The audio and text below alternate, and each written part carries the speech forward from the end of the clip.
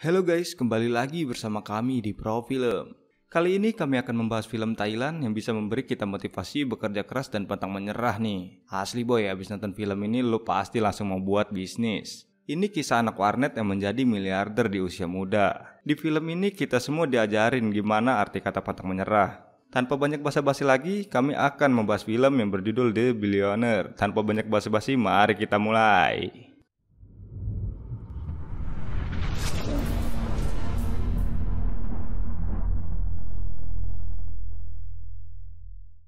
Di adegan ini ada anak muda bernama Top Itipat. Dia mau meminjam uang sebesar 10 juta baht atau kira-kira 4,3 miliar kalau dirupiahin untuk membuka bisnisnya. Teller bank lalu menyuruhnya memberikan alasan kenapa dia harus dipinjami uang sebesar itu. Top lalu cerita saat masih SMA dia sedang belajar, bukannya mendengarkan guru malah main game online bersama temannya. Lalu dia punya item yang rare, terus ada orang yang mau beli seharga $500 Singapura. Top pun meminjam rekening pamannya dan duit pun cair. Semenjak itu Top terus menjual item game sampai duitnya banyak. Kemudian ia membeli mobil.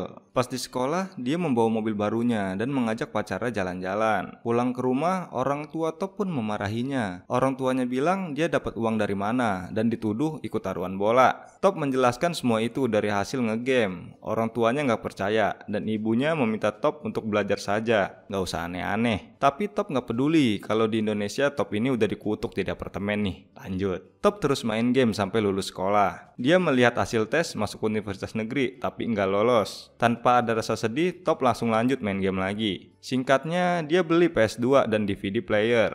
Pulang ke rumah, orang tuanya memarahi Top karena nggak lolos tes masuk kampus negeri. Tapi Top meyakinkan orang tuanya masuk kampus swasta nggak apa-apa, sama aja. Ayahnya marah karena ayahnya cuma ingin Top kuliah di kampus negeri. Karena di kampus swasta itu biayanya mahal. Ayah ibunya pun berdebat masalah keuangan untuk nanti kuliah Top. Top mendengarkan apa yang dibicarakan orang tuanya. Top di kamar melihat sisa tabungan yang menipis dan akun gamenya juga keblokir atau kebanet nih karena kedeteksi untuk komersil. Lalu Top melihat DVD player yang tadi dia beli. Kemudian Top kembali ke toko untuk membeli banyak DVD player.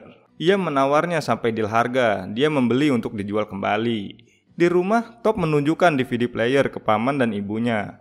Tapi saat dinyalakan ternyata itu barang rusak atau sekali pakai. Top kembali ke toko DVD. Ia ngomel ke penjualnya minta garansi.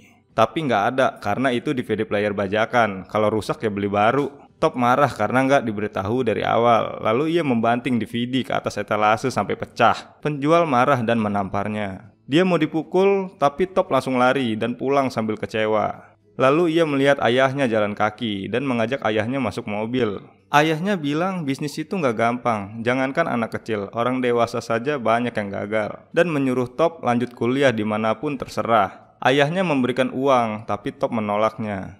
Malam harinya dia mengambil jimat ayahnya dan digade 100.000 baht. Uang itu digunakan untuk masuk kampus swasta.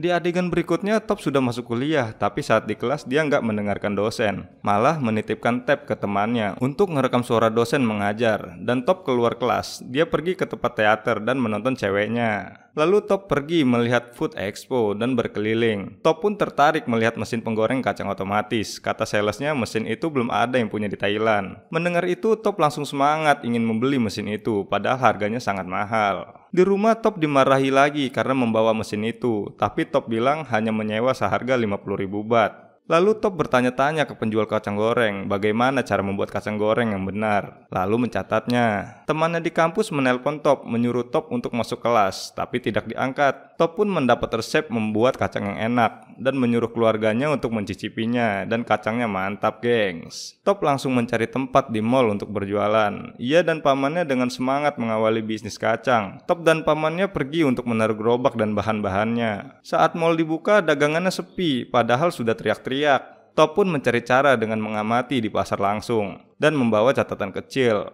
Top melihat dan menulis kata bonus dan diskon. Melihat pedagang pasar yang menjual cangcut beli 2 gratis 1. Saat Top dan pacarnya lagi ngobrol, pamannya menelpon dan bilang bahwa dagangannya masih belum laku. Saat menunggu pacarnya lagi di toilet, Top melihat sumbangan uang receh di depan toilet. Top langsung berpikir, ternyata tempat juga berpengaruh agar ramai yang datang. Top langsung meminta pindah tempat karena sebelumnya banyak saingan. Dia pun boleh pindah di pintu masuk mall. Saat di kelas, Top pas sedang ujian, dia kebingungan mengerjakan soal. Lalu teleponnya berbunyi, tapi langsung mengambil HP-nya. Dan minta izin ke pengawas untuk mengangkat, tapi nggak boleh, nanti bisa dianggap berbuat curang. Lebih baik dimatikan, tanpa pikir panjang dia langsung keluar kelas memilih mengangkat teleponnya daripada ikut ujian.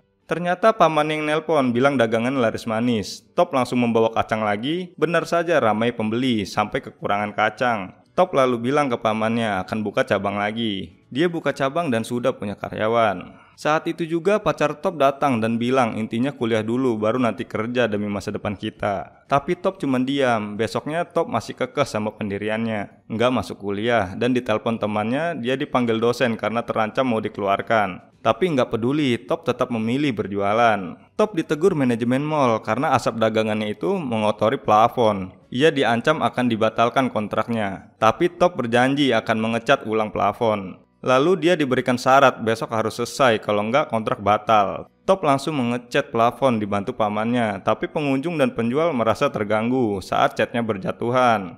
Dia kembali dimarahi dan disuruh malam saja ngecatnya.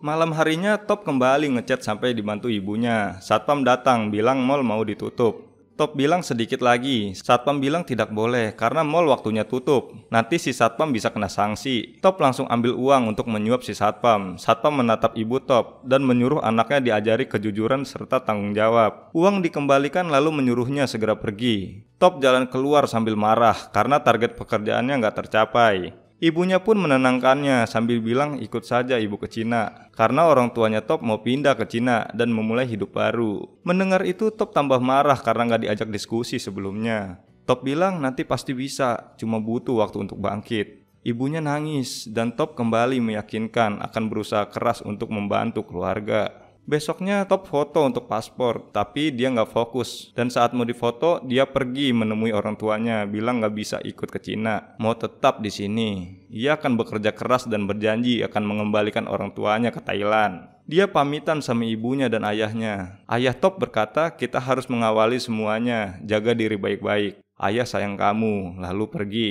Top langsung semangat bergegas kembali ke mall untuk mengecat plafon, tapi Top dihadapkan kabar buruk lagi. Beberapa dagangannya dihentikan karena masalah yang sama. Di rumah Top termenung pusing, di depan ada tetangga yang gosip. Di gerbang ternyata ada surat pemberitahuan penyitaan rumah. Surat diambil dan dibuang. Saat di jalan dia tersengaja bertemu pacarnya. Pacarnya marah sambil mendorong Top. Dia marah karena tidak pernah dikabari lagi. Top langsung meluk pacarnya. Di dalam mobil Top curhat masalah kepada pacarnya dan pacarnya mengajak untuk kuliah lagi karena kata dia SMA aja nggak cukup. Si pacar lalu memberikan rumput laut kering yang belinya itu jauh, belum banyak dijual di sekitar katanya. Top lalu memakannya, terasa enak dan langsung punya ide. Dia menemui profesor ahli pangan dan menanyakan gimana caranya agar rumput laut tetap kering dan gak basi. Ia pun belajar cara pengemasan yang baik pakai mesin perekat oksigen. Top pun menjual mesin goreng kacang otomatis dan membeli banyak rumput laut mentah. Top dan pamannya pun mencoba menggoreng rumput lautnya, tapi gak enak terus. Walaupun sudah habis banyak tapi tetap gak enak.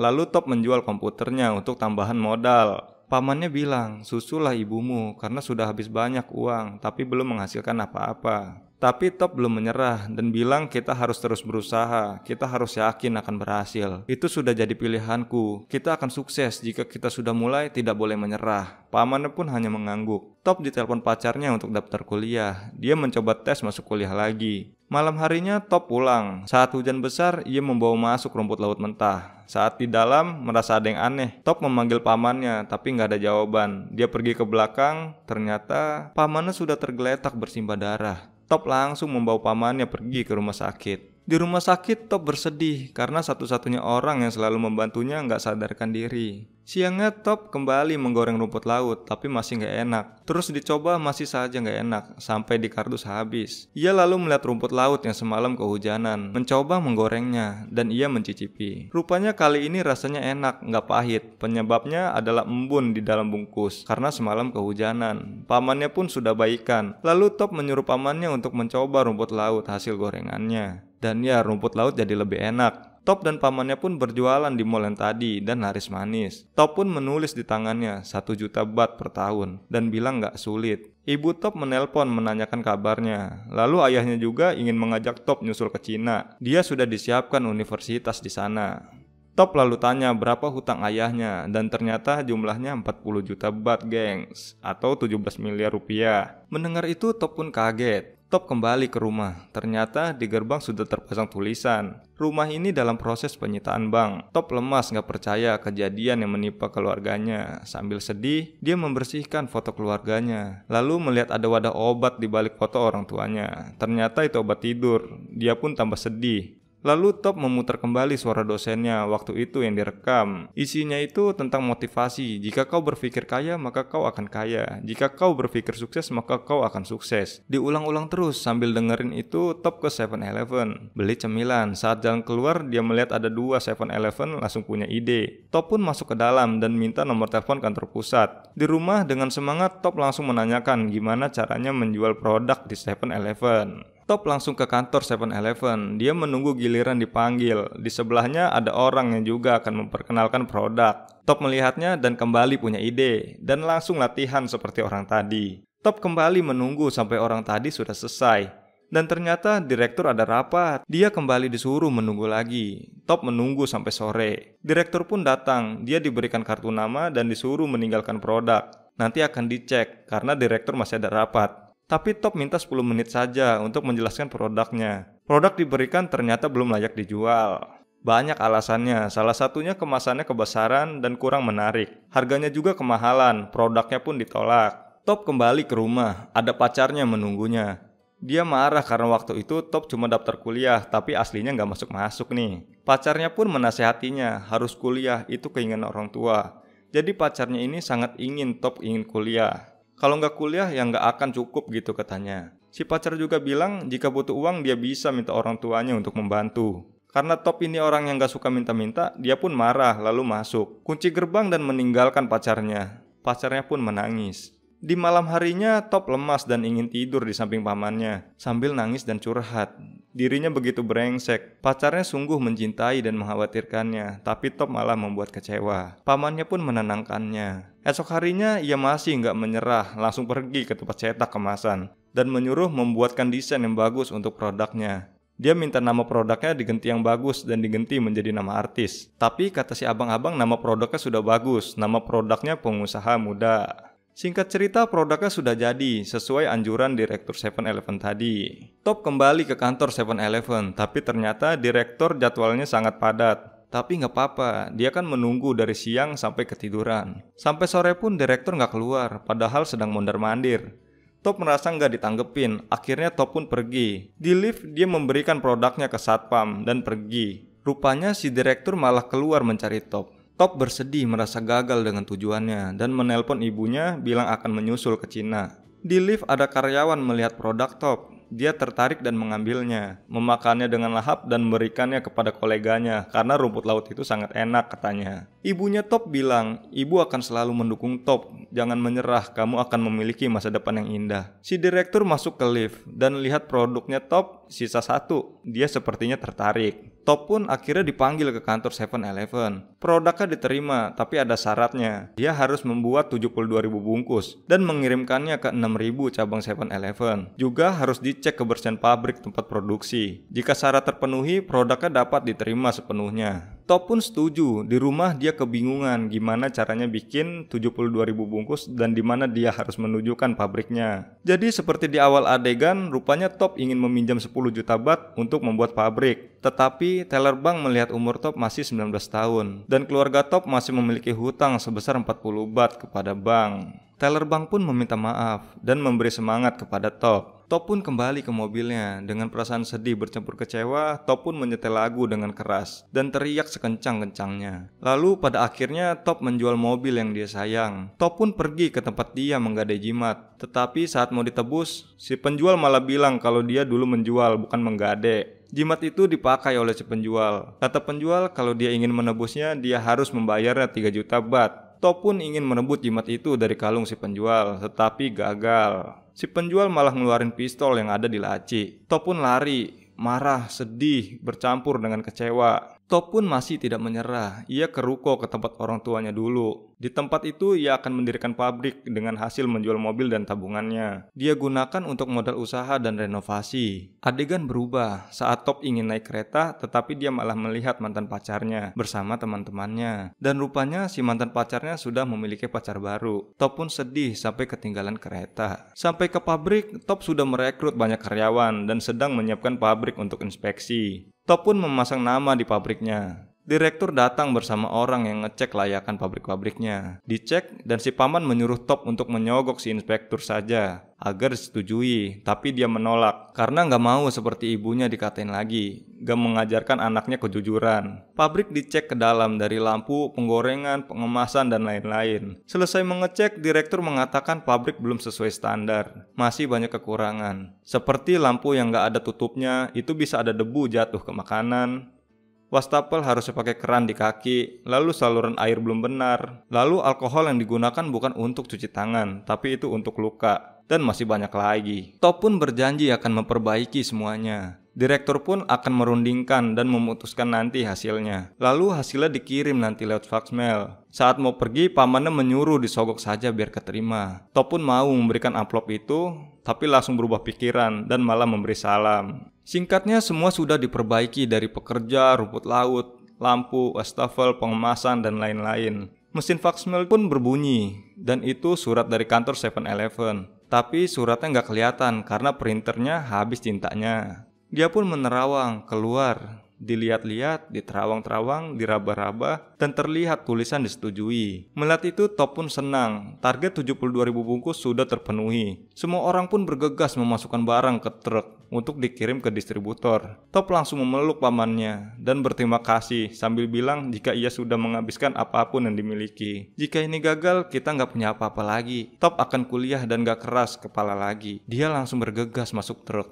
Sampailah di gudang penyimpanan. Dengan semangat, Top menemui kepala gudang, tapi ternyata sudah telat sejam. Top sangat memohon karena nasibnya bergantung pada produk itu. Kepala gudang melihatnya, lalu merasa kasihan. Akhirnya diperbolehkan masuk. Dia pun sangat senang, saking bersemangatnya sampai mimisan. Produk rumput lautnya pun akhirnya dimasukkan. Top lalu menelpon orang tuanya.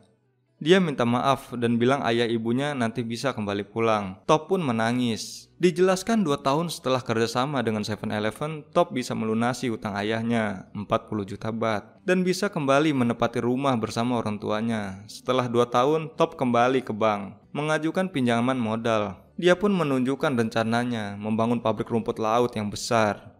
Dijelaskan saat tahun 2010, Top memiliki 2.500 karyawan, mengirim produknya ke 6.000 cabang 7-Eleven, mengekspor cerminan rumput lautnya ke 27 negara di dunia. Top juga sudah memiliki perkebunan rumput laut di Korea Selatan. Pendapatan Top tahun 2010 sebesar 1.500 juta baht atau kira-kiranya 450 miliar rupiah. Saat ini Top berusia 26 tahun dan sukses menjalankan bisnisnya. Dia bareng paman dan ayah ibunya naik pesawat, dan Top main game sambil senyum-senyum.